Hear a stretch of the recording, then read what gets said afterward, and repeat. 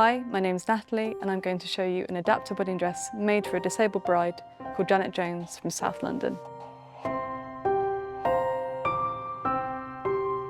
This dress would have been bought ready-made or off the shelf, maybe from a boutique, but it also might have been bought from a catalogue because it was quite popular at the time. But it's quite unique in the sense that it was adapted for Janet's body. In many ways, this is a classic 1960s wedding dress. A lot of brides were inspired by Princess Margaret's wedding with the lace overlay and the satin underneath, but rather than being made of natural materials, this is synthetic, so it brings the cost down.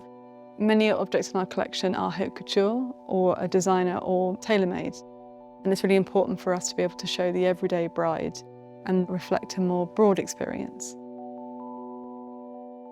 So what makes this dress unique and different to other dresses at the time is that Janet was born with one dislocated hip joint and one missing hip joint. And this meant that dresses that she bought off the shelf sat slightly off balance. So it meant that she had to work with tailors throughout most of her life to make sure her clothes sat straight.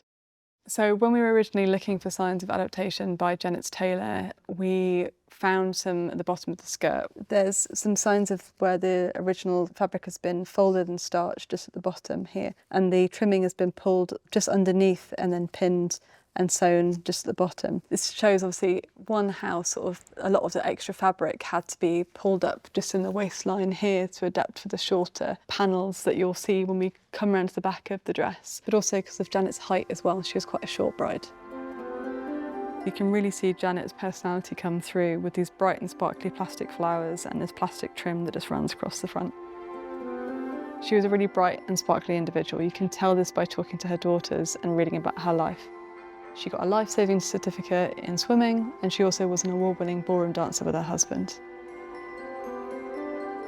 So we don't actually know, sadly, who was a tailor for Janet's wedding dress. We've looked through records, and so have Janet's daughters, to try and find out who she worked with. But we do know they were really sympathetic to Janet's body and what she wanted for her special day. So we originally thought the adaptation had taken place in the skirt, but we found that this panel on the left was 2 centimetres shorter than the one on the right.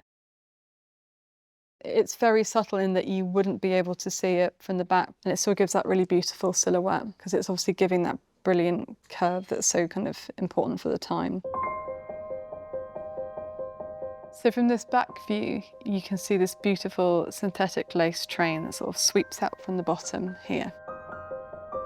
But on the very end, there's this loop you put through your middle finger sort of elegantly to hold it out of the mud or the dirt as you're walking up to the chapel. And we can imagine that Janet had a really good time on her wedding day because it's very well worn at the end. These are Janet Jones's wedding shoes, and they're a little bit different to your average wedding shoe in that Janet Jones wore orthopedics. One of her legs was shorter than the other, so as you can see, one side is taller than the other. And what's really great about these is that they were customised by Janet herself. She couldn't go out and buy a pair of white wedding shoes that would be for someone like herself. So she painted them with a tin of white leather paint. You can see evidence of this on the inner rim, just where there's a little bit of brown just peeking through on the inside. We have a really great photograph of Janet from her wedding day, which shows how pleased she was with these shoes. It was really difficult for brides to get a hold of good orthopedic or even any adaptive shoes for their wedding day during this period, and things haven't changed that much even now. They're still kind of not the best choice, and maybe we have to get them custom made, often at high cost. There's some really beautiful details on these shoes. We've got her maiden name just stamped inside that show they were made before she was married, so Miss Powell is just stamped on the inside of those shoes there with a little identifying number, probably from the orthopedics lab that they were made by. These are the original laces as well, so they're just slightly yellow, but they've held up pretty well, I think. And just on the bottom is this really beautiful little moment just from the day that show kind of how much fun she would have had. It's this pink crush of confetti.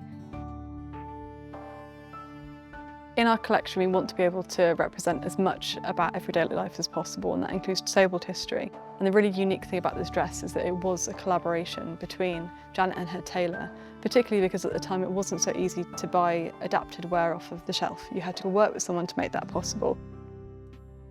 Disabled people's history is often lost to obscurity. It's not because it's not there, it's just because it's in our wardrobes. It's those loops that you make on your clothes to make them easier to get on, or it's the proportions that you change to make jeans fit better for you.